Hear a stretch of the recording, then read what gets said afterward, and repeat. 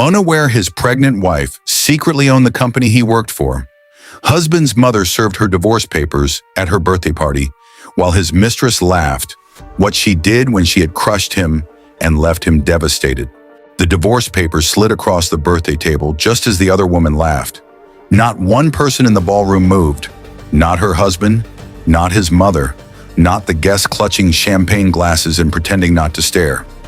Serena looked down at the envelope with her name on it, then slowly lifted her eyes to the woman in red hanging on her husband's arm. A mistress at her birthday, a mother-in-law smiling like she had won, a husband silent while his pregnant wife was humiliated in public.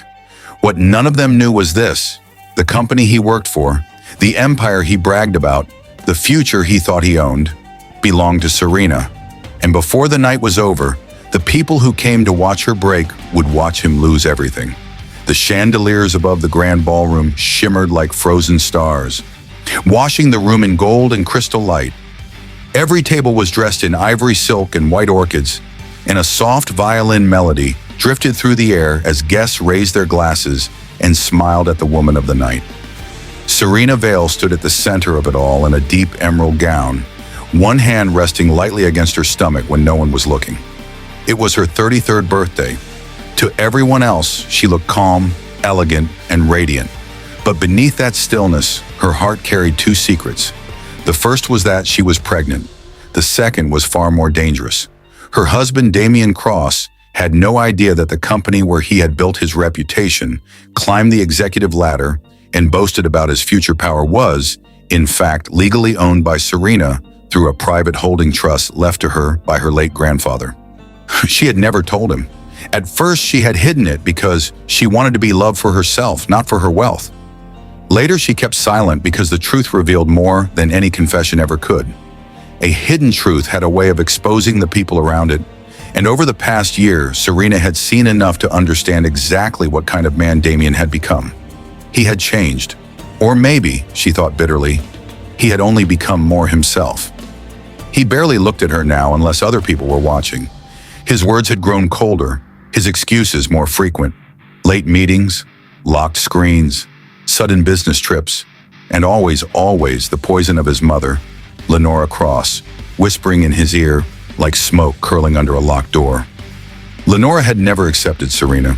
She called her too quiet, too polished, too proud. And the truth was simpler. Lenora hated any woman she could not control. Serena's grace looked like rebellion to her. Her silence looked like superiority. Her patience looked like weakness. Tonight, Lenora had been smiling too much. That alone was enough to make Serena uneasy. Across the room, Damien stood near the bar in a navy tuxedo, laughing with a woman Serena had never formally met, but had seen twice before in photos she was never meant to find. Tall, glamorous, wrapped in a red dress that clung like a warning, the woman leaned toward him with practiced familiarity. Vanessa Hale, the mistress. Serena looked away before the sting in her chest could rise to her face. She would not cry here. Not tonight. Not in front of people waiting to see her break. "Mrs. Cross," said a gentle voice. Serena turned. It was Arthur Bennett, one of the senior board members from Cross and Crown Holdings. Unlike the others, his gaze held something strange tonight. Concern. "You should sit for a moment," he said quietly.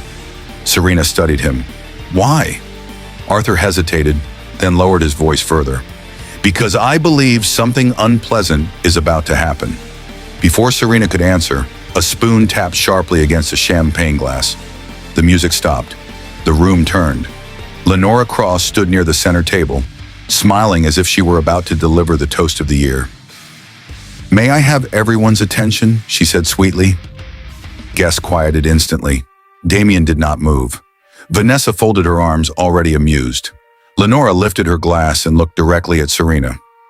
"Birthdays are wonderful occasions. They remind us that life moves forward. See, whether we are ready or not." A few polite laughs floated through the room. Serena remained still. Lenora reached into her designer handbag and pulled out a large sealed envelope. Damien's jaw tightened, but he said nothing. And in that terrible second, Serena understood. Lenora walked forward, laid the envelope on the birthday table in front of Serena, and smiled with vicious satisfaction.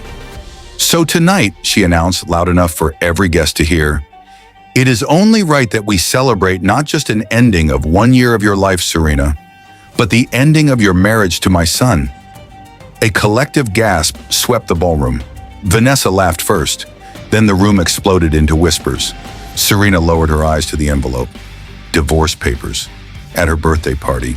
In front of everyone. Slowly, she looked up at Damien. Gosh, he did not defend her. He did not stop his mother.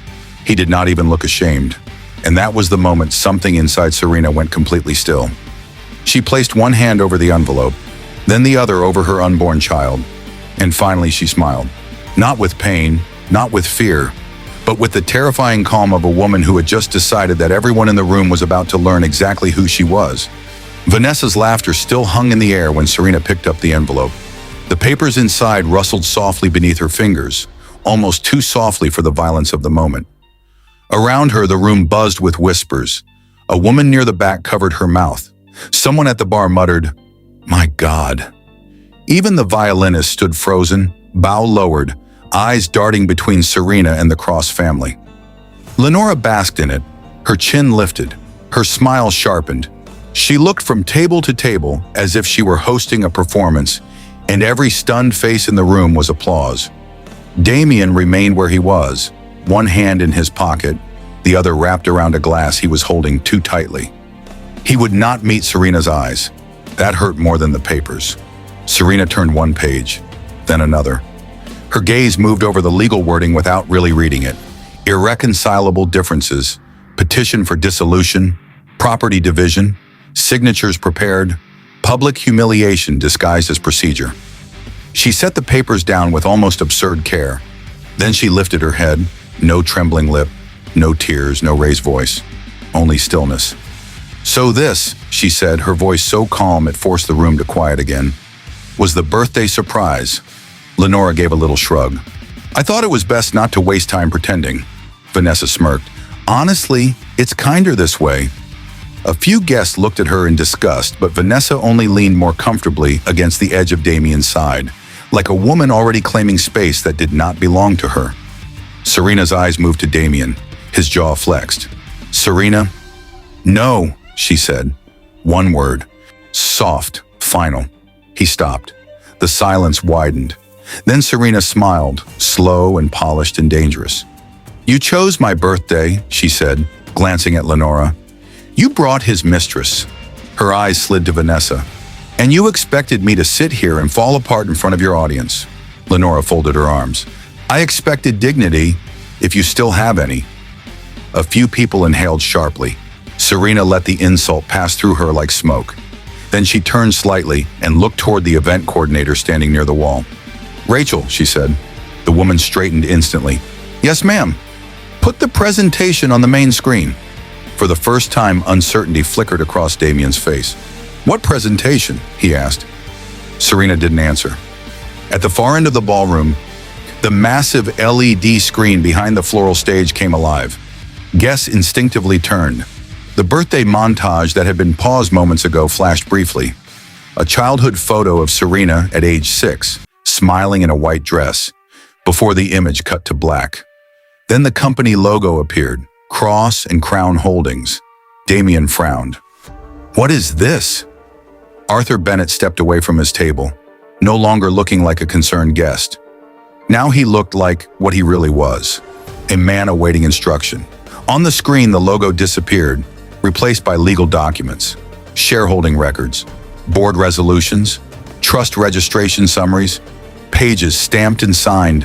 People began squinting, leaning, whispering harder. Lenora's smile faltered. What kind of nonsense is this? Serena took one step away from the birthday table. Her heels clicked once against the marble floor. Then again, the sound carried through the silence like a countdown. Damien stared at the screen, then at Arthur, then back at Serena. Why are board documents being shown at a private event? Arthur answered before Serena could. Because, Mr. Cross, he said evenly, this is no longer a private matter. Vanessa straightened. Lenora's fingers tightened around her champagne stem. The next slide appeared. Principal ownership structure, majority control, beneficial holder, And then in sharp black letters across the glowing screen, Serena Vale Holdings, Trust Majority Owner, Cross and Crown Holdings. The room seemed to lose oxygen. Damien actually laughed once, a short, stunned sound. No. No one joined him. He took a step toward the screen. Aaron, that's not possible. Serena finally faced him fully. The ballroom lights caught the emerald silk of her gown, the diamonds at her throat, the terrible composure in her eyes. It is, she said. Vanessa's red-painted mouth parted. Lenora whispered, What? Serena's gaze never left Damien. The company you work for, she said, each word landing clean and cold. The empire you brag about. The future you thought you controlled. She let the silence tighten around him. Belongs to me. For one long second, nobody moved. It was as if the ballroom itself had gone rigid. The chandeliers still burned above them. The ice in the glasses still melted. Somewhere near the back, a server nearly dropped a tray, but no one spoke. No one dared. Damien stared at the screen as though the letters might rearrange themselves into something less lethal. They didn't. Serena Vale Holdings, Trust Majority Owner, Cross and Crown Holdings. His face drained so quickly it looked as if someone had wiped the color from him. He turned to Arthur Bennett, searching for the one crack in the nightmare. This is some kind of joke, Damien said, but even he heard the weakness in his own voice. Arthur did not blink. It is not. Lenora stepped forward so abruptly that champagne sloshed over the rim of her glass. That's impossible. And my son has worked there for 8 years. He would know who owns the company.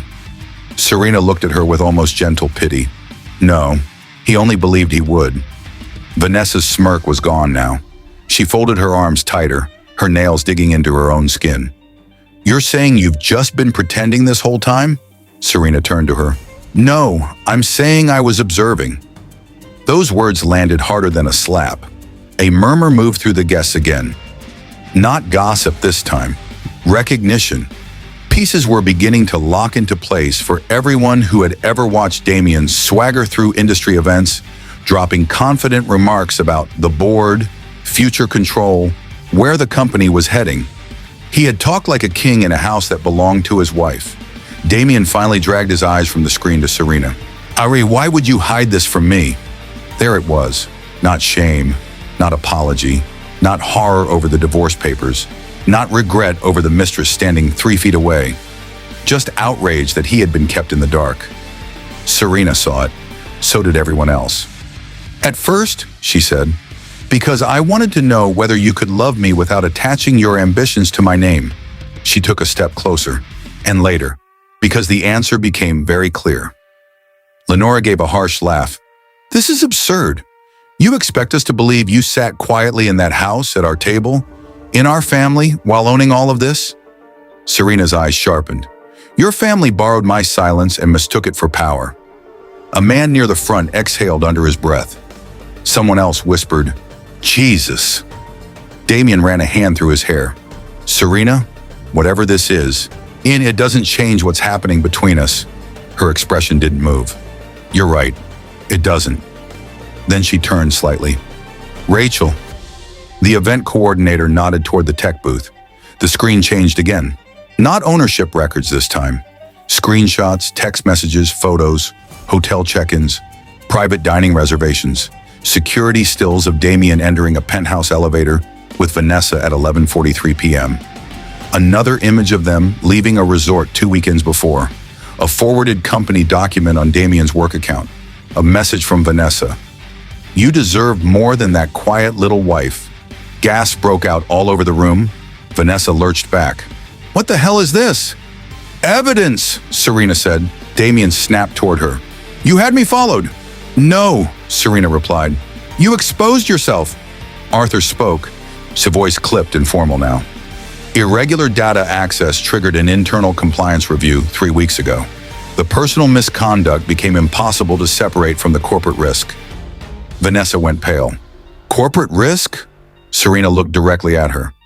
You encouraged a senior executive to share confidential information because you thought it made you important. I didn't. Another slide. A message from Vanessa to a friend. He's so desperate to prove himself. Honestly, it's easy. He thinks he's rising. The room made a sound then, not exactly a gasp, not exactly laughter. The sound people make when they watch someone realize they were never the player. Only the fool. Damien turned slowly toward Vanessa. She looked away. That was the first thing that truly cracked him. Not the company, not the public exposure. That. He saw in one raw instant that the woman he had risked everything for had never admired him. She had studied his ego and fed it like a stray dog. Lenora found her voice first. "Enough of this filth! Turn it off!" Serena didn't even look at her. Instead, she rested her palm over the slight curve of her stomach. When she spoke again, her voice changed. It softened. And that softness silenced the room more completely than anything else had. "There was something I intended to announce tonight," she said. "Before your performance began." Damien frowned. Serena lifted her chin. "I'm pregnant." No one breathed. Vanessa's hand dropped to her side. Lenora's face emptied. And Damien looked like a man who had just heard the exact sound of his own life collapsing. The words hit Damien harder than the evidence on the screen. "I'm pregnant." He did not speak. He did not blink. He just stood there, staring at Serena as though the room had dropped away beneath him and left him suspended over something dark and bottomless. Lenora was the first to recover, but only barely. "Pregnant?" she said, her voice thin with shock. "You expect us to believe that now?" Serena turned her head slowly and looked at her mother-in-law with such controlled contempt that Lenora actually took half a step back. "I wasn't speaking to you." The guest went silent again. Vanessa swallowed hard and glanced toward the doors, as if she were already planning an escape route. The confidence she had worn all evening was gone. She no longer looked like a woman arriving to claim a prize. She looked like a woman realizing she had walked into a trap. Damien finally found his voice. "Serena." It came out rough, hollow. He took one step toward her, then another. His eyes dropped to her hand resting over her stomach, and something in his face changed. For the first time that night, the arrogance was gone. The smug distance, the cool indifference, all of it stripped away, leaving only shock and a dawning, unbearable understanding. She had been carrying his child while he stood silent and let his mother hand her divorce papers in front of a ballroom full of people, while his mistress laughed. That truth moved across his face like a wound opening. "You were going to tell me?" he asked. Serena's gaze never softened. "I was." Damien's mouth parted, but no sound came. He turned slightly, as if trying to gather his bearings, then looked at Vanessa. She looked away instantly. That was when the collapse truly began. Not loudly, not dramatically. It happened in tiny, humiliating fractures. The tightening of his jaw, the way his shoulders dropped, the tremor in the hand still holding his drink. He saw the whole night at once now, not from the center of his ego, but from the outside. His mother smiling, Vanessa laughing, Serena standing alone, pregnant, betrayed, publicly cornered. And he had done nothing. Nothing. Arthur Bennett stepped forward, breaking the silence with the cool authority of a boardroom verdict. "Effective immediately," he said, his voice carrying to every corner of the ballroom. "Mr. Damien Cross is suspended from all executive duties pending formal review. His company access has been revoked. Security protocols have already been activated." Damien turned sharply. "You can't do this tonight." Arthur met his eyes. "It was done 3 minutes ago." A murmur swept the room. 2 discreet security officers appeared near the side entrance, not touching Damien, not speaking, just waiting. The message was worse because it was polite.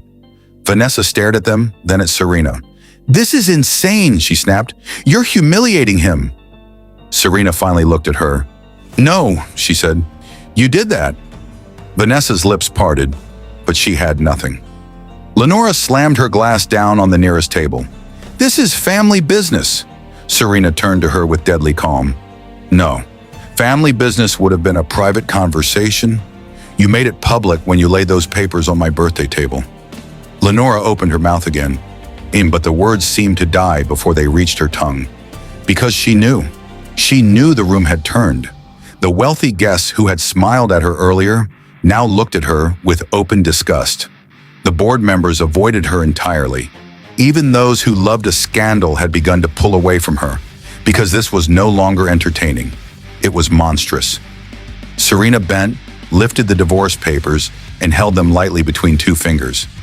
"You wanted me embarrassed," she said, looking from Lenora to Damien. "You wanted me discarded." She placed the papers back on the table. "Instead, you exposed yourselves." Then she looked to the event staff. "Dessert will still be served," she said. "Transportation should be arranged for any guest who wishes to leave early. And all gifts tonight are to be redirected to the Marlowe Children's Foundation." The simple grace of it stunned people more than rage would have. Even now, she remained composed. Even now, she was the one in command. Damien saw it too. He saw that she had not raised her voice once, had not begged, had not defended herself. She had simply stood still and let the truth strip everyone naked. That was what crushed him. Not that she was powerful, but that she had always been powerful, and he had been too blind, too vain, too hungry for shallow applause to recognize the woman beside him. He took one more step toward her, desperate now, stripped of pride. "Serena, please," he said. "Let me explain." She looked at him for a long, unreadable moment. Then she gave the smallest shake of her head. "Anna, there is nothing left to explain in public," she said, "and nothing left to save in private." That was the sentence that broke him. His face crumpled, not into tears, not yet, but into something worse. A man finally understanding that the door had not just closed, it had locked. By midnight, the ballroom had emptied of laughter. The orchids still stood tall in their crystal vases. Half-finished glasses of champagne remained on tables, like abandoned witnesses. The musicians had packed away their instruments. The birthday cake, never cut, sat beneath the chandelier lights with its candles burned down into wax, but the damage stayed.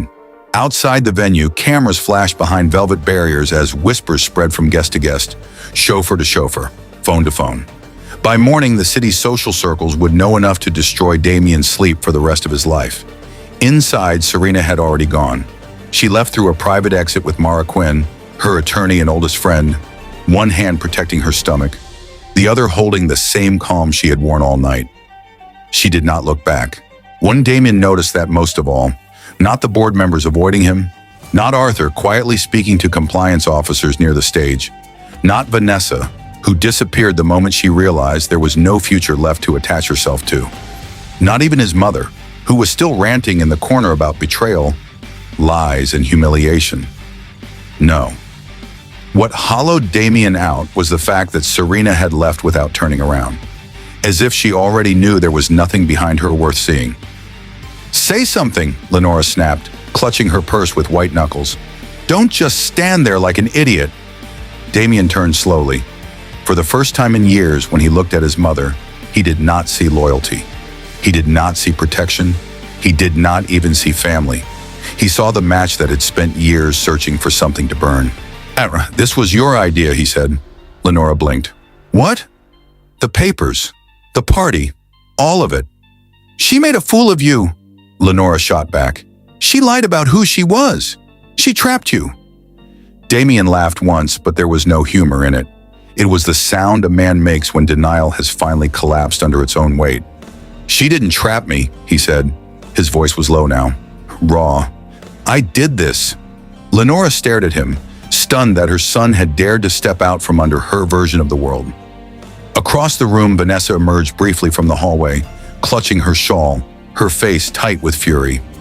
She looked at Damien as if he were a stain she could no longer afford to wear. "You said she was nothing," Vanessa hissed. Damien turned toward her slowly. A few hours ago, he might have begged her to stay, might have demanded loyalty, and he might have clung to the illusion she had built around his ego. Now he only looked tired. "She was everything," he said. Vanessa's expression changed for half a second, not to pity, to irritation. Because even now, even after everything, his realization came too late to be useful to anyone. She gave a hard little laugh. "Then you're even more stupid than I thought." And with that, she walked away. Just like that. No grand farewell, no emotional scene, no defense, no promise. She had come for a man climbing toward power. Now that he was falling, she did what opportunists always do. She let go. Damien stood in the wreckage of the life he had mistaken for success. His marriage was over. His child would be born into a future he had poisoned before it began.